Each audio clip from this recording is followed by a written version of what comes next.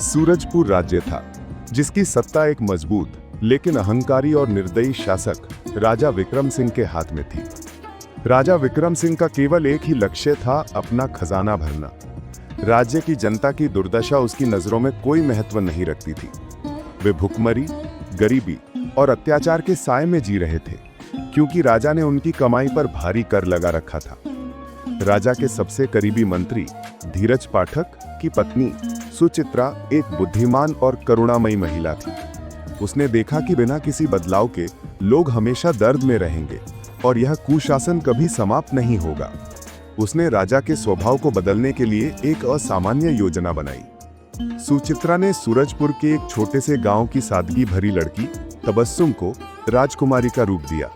तबस्सुम की सौम्यता और सरलता में वो शक्ति थी जिसके माध्यम से राजा के दिल में दया का बीज बोया जा सकता था। सुचित्रा ने तबस्सुम को राजमहल भेजा और राजा विक्रम सिंह से उसकी शादी करवा दी। राजा विक्रम सिंह को तबस्सुम की अनोखी बातों और सुंदरता ने आकर्षित किया और कुछ दिनों बाद उसने रानी तबस्सुम से प्रजा के लिए 5 वर्षों तक कर मुक्त रखने की विनती स्वीकार की। ये आदेश पूरे राज्य में खुशी की लहर लेकर आया, लेकिन राजा का अहंकार और लालच कम नहीं हुए। स्वर्गपुर राज्य पर आक्रमण करके उसने वहां के खजाने को जब्त किया, लेकिन उसकी नई महारानी, जो वास्तव में उस पड़ोसी राज्य की एक गुप्त दासी निकली, ने उसकी हत्या की योजना रची और खजाना चुरा लिया। राजा ने क्रोधित होकर अपनी पहली रानी और मंत्री को बंदी बना लिया। अपनी असली पुत्री, जो अचानक रहस्यमय कारणों से पत्थर जैसी हो चुकी थी, उसे जंगल में छोड़ दिया। जंगल में उसी वक्त धर्मात्मा वन रक्षक और उसकी प्रेम लीला भरी पत्नी ने उसने बेटी को देखा और अपने सद्गुणों और दैवीय शक्ति से उस बच्ची का उपचार किया। धीरे धीरे राजा अपने कर्मों का एहसास करने लगा।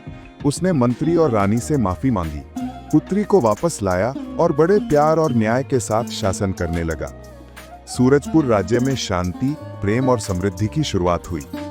राजा विक्रम सिंह की पहली रानी तबस्सुम ने 5 वर्षों के लिए कर माफी का जो आदेश दिया था, उससे राज्य में खुशी छा गई थी। प्रजा ने पहली बार राहत पाई और उनके जीवन में उम्मीद की किरण जागी। तबस्सुम की दयालुता और प्रजा के प्रति उसकी चिंता धीरे धीरे राजा के कठोर स्वभाव को नरम करने लगी।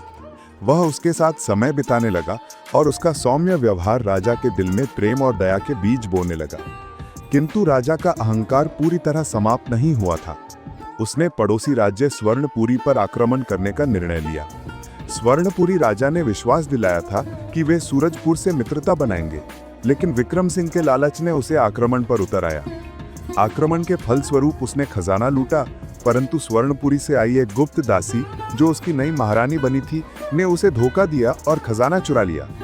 राजा की पहली रानी तबस्सुम और मंत्री धीरज को कैद में डाल दिया गया। वहीं उसकी असली बेटी किरण, जिसे एक रहस्यमय शक्ति के कारण पत्थर जैसा बनाया गया था, जंगल की ओर छोड़ दिया गया। धर्मात्मा वन रक्षक अभिषेक और उसकी पत्नी सरस्वती ने किरण को जंगल में पाया और अपने स्नेहपूर्ण प्रयासों से उसकी पत्थर जैसी स्थिति को ठीक किया। धीरे धीरे किरण सामान्य बालिका बन गई और उसके अंदर दैवीय शक्तियां जागृत हो गई। राजा धीरे धीरे अपने कर्मों का एहसास करने लगा। उसने मंत्री और रानी से माफी मांगी, पुत्री को वापस लाया और न्यायपूर्ण शासन करने लगा। सूरजपुर राज्य में प्रेम, शांति और समृद्धि की नींव रखी गई। सूरजपुर की कथा के अगले भाग में जब राजा विक्रम सिंह ने अपने कर्मों को समझ लिया और माफी मांगी, तभी उसके राज्य में शांति और समृद्धि का दौर शुरू हुआ। राजा ने अपने मंत्री धीरज और रानी तबस्सुम के साथ मिलकर न्यायप्रिय शासन की नींव रखी। उन्होंने कर माफी के साथ साथ किसानों और सामान्य जनता के लिए कई सुधार लागू किए। राजा विक्रम सिंह की बेटी आयशा, जिसने जंगल में धर्मात्मा दंपति के संरक्षण में अपने अद्भुत और दैवीय गुणों को विकसित किया था, अब राजमहल लौटी। उसने अपनी माताजी और पिता का साथ दिया और प्रजा के कल्याण में सक्रिय भूमिका निभाई। आयशा की उपस्थिति और उसके गुणों ने राजा के शासन को और भी मजबूत और दयालु बना दिया। इस बीच राजा ने अपने पड़ोसी राज्यों के साथ दोस्ताना संबंध स्थापित किए और युद्ध के अत्याचारों को समाप्त किया।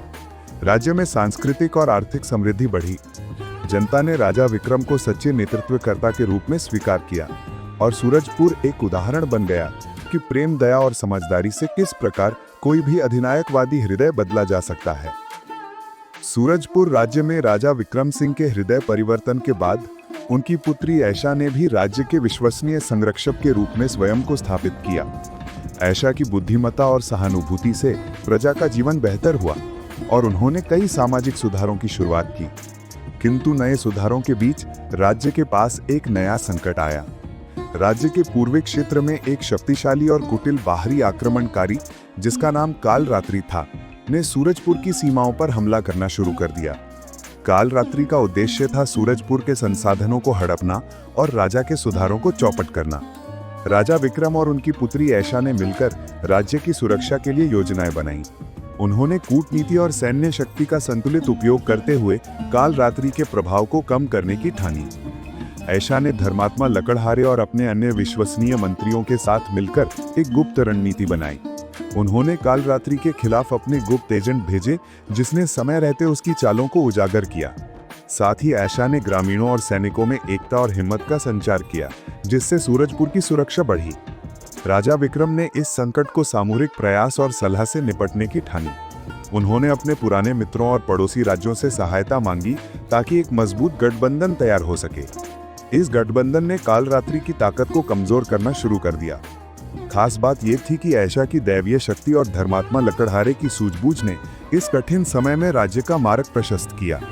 कई कठिन परिस्थितियों के बावजूद सूरजपुर की जनता ने अपने नेतृत्व के प्रति विश्वास बनाए रखा और सामूहिक संघर्ष से राज्य को संकट से बाहर निकाला। राजा विक्रम सिंह, रानी तबस्सुम और पुत्री ऐशा के नेतृत्व में राज्य ने कालरात्रि के आक्रमण और अनेक आंतरिक समस्याओं का सफलतापूर्वक सामना किया। कालरात्रि की चालाकी और क्रूरता के बावजूद सूरजपुर के लोगों ने मिलजुल कर संघर्ष किया और अपने राज्य की रक्षा के लिए हर संभव प्रयास किया। ऐशा की दैवीय शक्ति और धर्मात्मा लकड़हारे की सूझबूझ से सरकार को बेहतर निर्णय लेने में मदद मिली। राजा विक्रम ने अपने पुराने दुश्मनों को मित्र बनाया और पड़ोसी राज्यों के साथ मजबूत गठबंधनों की स्थापना की, जिससे सूरजपुर की सैन्य शक्ति और स्थिरता बढ़ी। राज्य में सामाजिक, आर्थिक और प्रशासनिक स्तर पर सुधार हुए। किसानों को करों से राहत मिली, शिक्षा और स्वास्थ्य सेवाओं का विस्तार हुआ और विधि व्यवस्था सुदृढ़ हुई।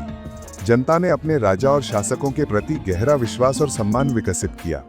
अंततः सूरजपुर ने अपने अंधकारमय भूतकाल को पीछे छोड़ अशांत और कठिनाइयों भरे समय को पार कर एक उज्जवल और समृद्ध भविष्य की ओर कदम बढ़ाया।